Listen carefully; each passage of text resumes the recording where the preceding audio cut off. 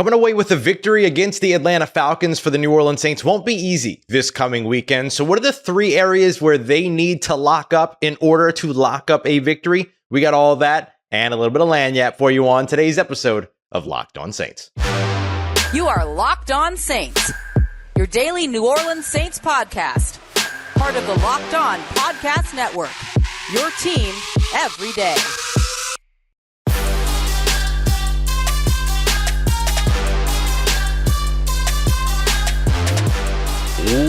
What is good, Who Dat Nation and Who Dat family? Welcome into another episode of Locked On Saints, your daily podcast covering your favorite team, the New Orleans Saints, part of Locked On Podcast Network, your team every day. Thanks so much as always, making Locked On Saints your first listen of the day every day. Don't forget we're free and available on all podcast apps, including on YouTube as well. I'm your host, Ross Jackson, at Ross Jackson Nola on Twitter, your New Orleans Saints expert, credential member of the media, CrescentCitySports.com, USA Today's Saints Wire, Tuesdays in Locked On NFL, and here with you every single Monday through Friday on Locked On Saints. Today's episode of Locked On Saints is sponsored by Simply Safe Home Security with Fast Protect technology exclusively from Simply Safe. 24/7 monitoring agents are able to capture evidence to accurately verify the threat and get you a faster emergency response. There's no safe like Simply Safe. Visit simplysafe.com/lockedonNFL to learn more. On today's episode, let me just be real with you, okay?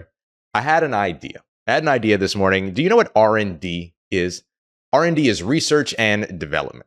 That's basically like when you have a good idea and you think it's going to work, you do a ton of research, you test it out on people, see how it's going to work, and then you develop it to make it more effective, and then you release it to the general public. I had an idea. I'm skipping R&D. I'm using the idea. We'll see if it works. That's how it is here at Locked On. I ain't got to get approval from people. I get to just do what I want, and that's why I love it here. So what we're doing today is taking a look at three areas where the New Orleans Saints must lock up this weekend. So you're starting to see where I'm going here. Locked On Saints, locked up. It's not good, Ross, if you have to explain it, but that's okay. So we're going to just take a look at these three places where the Saints need to lock up. These things individually won't lead to a make or break moment for the Atlanta Falcons or the New Orleans Saints, but combined, all going one way, could swing the entire thing. And we actually started to see that in their week one matchup. So we're going to start off with the run game. Then we'll take a look at the interior on the defensive side, right, for the New Orleans Saints, their offense. And then we'll take a look at locking up the lone pass catcher for the Atlanta Falcons. So let's start off with locking up Cordarrelle Patterson and the Atlanta Falcons run game. This is where the New Orleans Saints had so much trouble the last time that these two teams met in week one. Gave up 120 rushing yards to Cordarrelle Patterson, including a touchdown, average 5.5 yards per carry on the ground.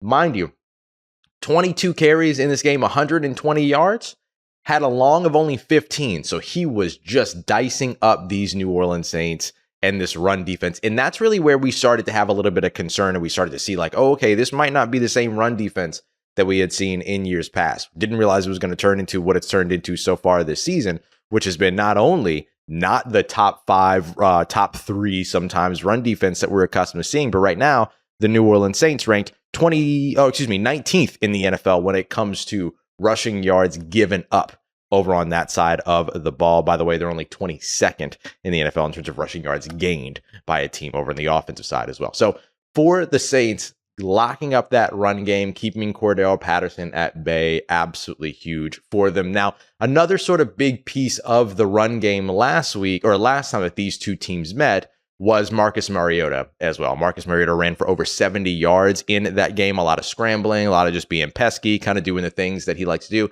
Now, he's not going to be the quarterback in this game. Remember, it's going to be Desmond Ridder who's the quarterback in this one.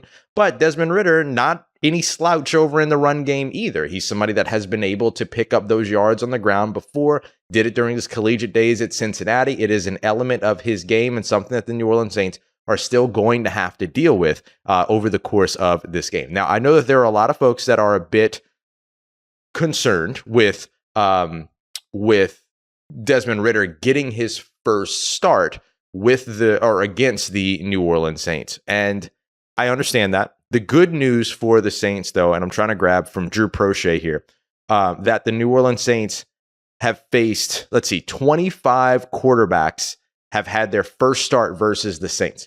that is something that usually scares a lot of people. They always talk about, well, the Saints always lose to first start quarterbacks and all of that.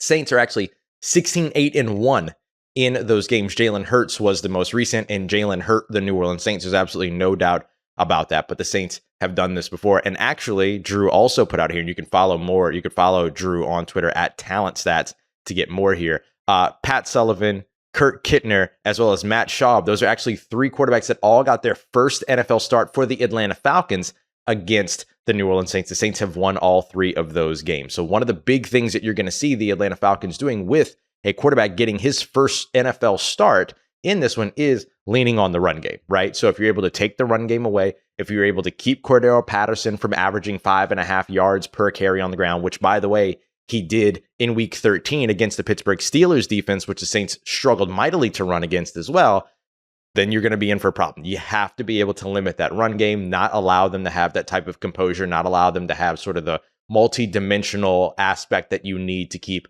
a rookie quarterback clean. Now, the big thing that you're looking at in terms of your concern around Desmond Ridder, beyond him just being a rookie and getting his first start, which remember, the Saints aren't as bad as you initially think that they are in those situations.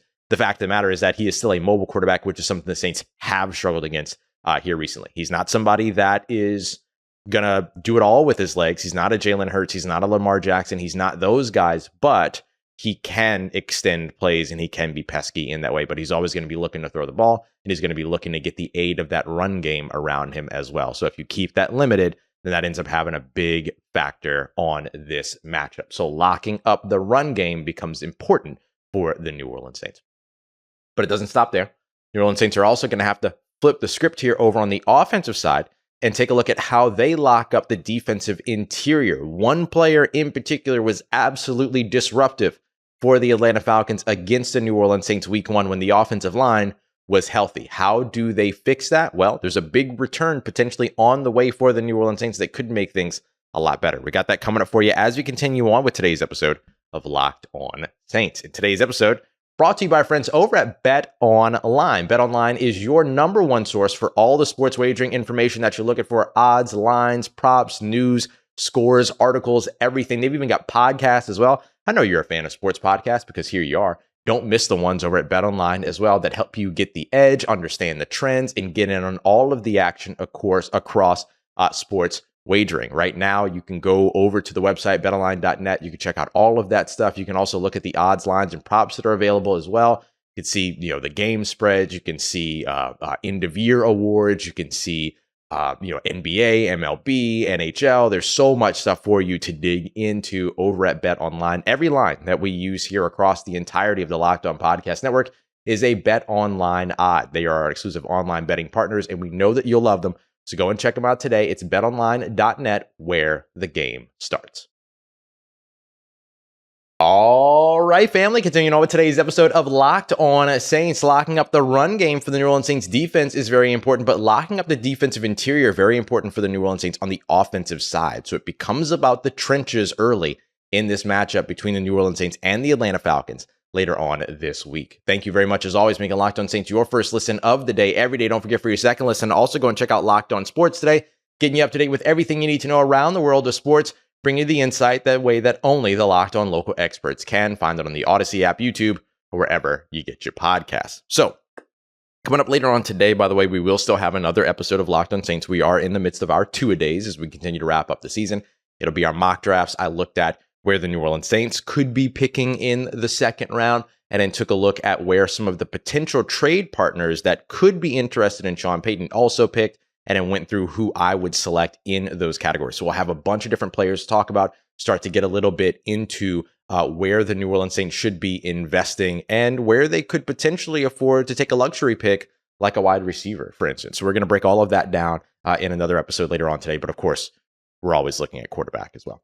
So for the New Orleans Saints, in addition to locking up the run game for their defense, they also need to lock up the interior on offense. Grady Jarrett last time these two teams met up, which was earlier this year, the first game this year, feels like such a long time ago, was absolutely disruptive against the New Orleans Saints. He didn't lead the team in tackles, but he was up there in terms of total tackles. He was second for the Atlanta Falcons in total tackles with 6, included 3 assisted and 3 sort of solo tackles, but he also had 1.5 sacks and totaled 5 different pressures in this game as well, including those 2 sacks that he was in on, as well as 3 additional pressures or 3 additional hurries, and had a win percentage of 15.6 despite rushing the passer 34 times.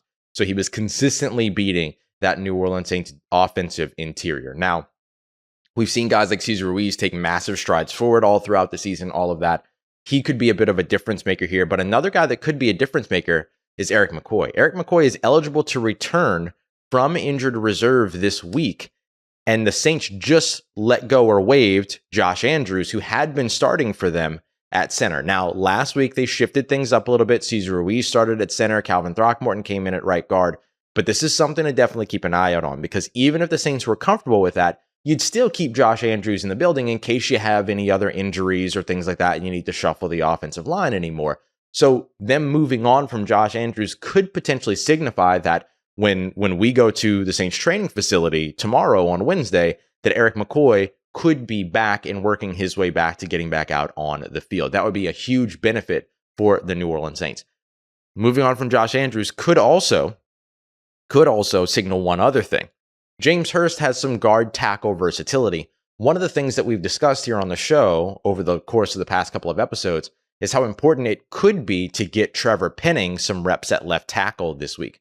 Could the moving on from Josh Andrews signify that the Saints really liked where Cesar Ruiz was at center? Erik McCoy's not necessarily back yet. They could potentially move James Hurst to guard, let Calvin Throckmorton be an extra guy, and then start Trevor Penning at left tackle. So there's a way for both of those guys to start on the offensive line as soon as this Sunday, something that Zach Strief acknowledged before the season began in his interview with WWL-TV and Brooke Kirchhoffer, where he said, yeah, there's absolutely a possibility that both of those guys could start or find their way to starting this year. That could be a way that they go. It seems most likely, though, that the Josh Andrews wave does seem to signify that the Saints may be bringing back Erik McCoy now that he's eligible to come off of injured reserve. So we'll see. We'll see which way they go. But if they go that way, that does end up having a big impact for limiting Grady Jarrett. Yes, Erik McCoy was there when Grady Jarrett gave up, when Grady Jarrett had 5 pressures and 1.5 sacks the last time that these two teams played. But we've also seen some strides forward for Cesar Ruiz on the interior, some strides forward for Andrus Peat on the interior. So you could basically look at this and say, okay, what would you rather? Would you rather Erik McCoy be back out there, or would you rather a showing like week 1, but against Josh Andrews? I think you'll take the former, but the Saints are going to have to figure out how to lock up that interior and allow themselves the opportunity to continue to be able to at least be some kind of aggressive over on the offensive side, and in particular also get their run game going. This is something that the New Orleans Saints have struggled with week after week after week, pretty much since the Raiders game, kind of since the Raiders game. And so, or maybe the Bengals game? Yeah, maybe the Bengals game. So I look at this and you look at where the New Orleans Saints are right now on the season, and you need at this point to be able to figure out, how do you get Alvin Kamara involved? How do you continue to be aggressive? You say that you're moving ahead with Andy Dalton because you feel that there are things that you can do better around him. So then some of that has to come down to the aggression. If you're weak on the interior, you can't be aggressive with nothing. You can't be aggressive in the run game. You can't buy the time to be aggressive in the passing game. The pressure coming up the middle is going to scare you away from taking risks on 3rd and 4th downs, things like that. Like, it's just not a good formula. And this is a formula that the Saints have been subject to while dealing with injuries on the offensive line, but also early on in the season, even when the offensive line was healthy and Grady Jarrett was eating some lunch. So you need to make sure that you're locking up the defensive interior, or locking up your offensive interior and keeping their defensive interior at bay if you are the New Orleans Saints. You're able to do that, then all of a sudden that, combined with also limiting their rush game, makes them one-dimensional over on the offensive side, makes them desperate on the defensive side, allows you to control the tone of the game a little bit. But you got to be careful, because you also can't let them have their way in the passing game. If you take away the run game, you can't just give it up to them in the passing game. You got to be able to limit that as well. And the Falcons have basically an option. And he's going to get a lot of attention with a rookie quarterback. That's wide receiver Drake London. Who is going to be locking him down? That's a big question. And how will the New Orleans Saints lock him down? One way or another, They got to figure it out. We're going to get to that as we continue on and wrap up today's episode of Locked On Saints. Before we get to it, I want to tell you about our friends, because today's episode is brought to you by Prize Picks. PrizePicks.com or the Prize Picks app, either one. It's Prize Picks. It's daily fantasy made the way that it should be, made super easy. All you have to do is go and pick 2 to 5 players, choose whether or not they're going to come in at more or less than their Prize Picks projection. Takes you like 60 seconds to submit your entry. Once you put that entry in, if you get those projections right, or if they're coming at your picks right, then all of a sudden you're winning up to 10 times your entry right off the bat. It's that simple. It's you versus the house. It's you, your knowledge of the game, your favorite players, your favorite teams, the matchups, all that stuff. It's not you versus a bunch of mystery lineups that you really don't know what's going on there, trying to win a small pot of a big ol' pool. No. It's none of that. You put the entry in, and then you can win that entry back tenfold just by simply knowing the game of football, basketball, MLB. They've got pickleball. They've got CSGO. They have so much stuff that you can check out. So go and check them out today. Or Counter-Strike Go. CSGO, my bad, not CCS. That's the other language. Anyway, make sure you go and check them out. It's Prize Picks, prizepicks.com. Don't forget, you can get a 100% instant deposit match by using the promo code Locked On up to $100. So you put $100 down, they'll give you $100. You put $50 down, they give you $50. You can get that deposit match 100% up to $100 by simply entering the promo code Locked On at prizepicks.com or the Prize Picks app today. Let's get it. Who Dat Nation, wrapping up today's episode of Locked On Saints, looking at where the New Orleans Saints need to lock up in order to lock up a victory this weekend. Can they get it done? So that would go a long way for them. If nothing else, I mean, if they can't lock up these 3 areas, it's going to be a bad viewing experience for fans. And so you don't want that to be the case either. So the last piece here is going to be locking up the pass catcher. The one pass catcher effectively that the Atlanta Falcons have at their disposal, Kyle Pitts, is on injured reserve. He's done for the season. Cordarrelle Patterson is going to be more of a run threat. Don't allow him to get mixed up in the passing game, though. You're absolutely right about that. And then there are some other guys that you're going to be watching as well. But the big player that you're keeping an eye out on here is Drake London. Drake London had not the biggest game against the New Orleans Saints the last time that they met. His first NFL action, he was targeted 7 times, had 5 catches for 74 yards. That's not bad. Like, that's not a bad place to be at all if you're a rookie. But that was his first start. Now you've sort of seen him get a little bit more in rhythm. He was targeted 12 times, had 6 catches for 95 yards. The last time that he played up against the Pittsburgh Steelers, that was just 2 weeks ago. The Atlanta Falcons also got him involved a little bit against the Washington Commanders as well, where he had 2 catches for 29 yards. So, it kind of goes up and down.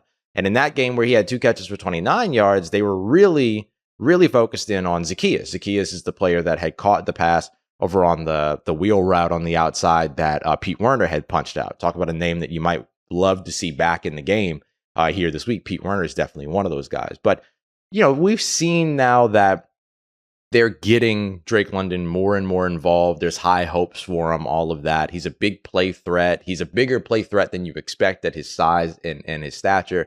So you want to keep him locked up as well.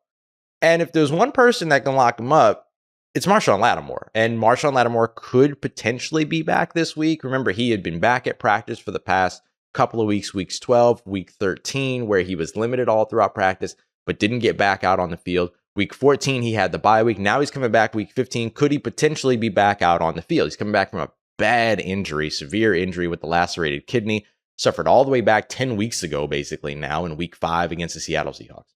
So if you can get him back out on the field, having him matched up with a big physical rookie is not a bad situation if you're the New Orleans Saints. You got to answer the question about who you start on the opposite side there. Based upon what the New Orleans Saints have done so far here throughout the season, you imagine they're going to go status quo, which would mean that Paulson and Adebo would be the guy over there on the outside.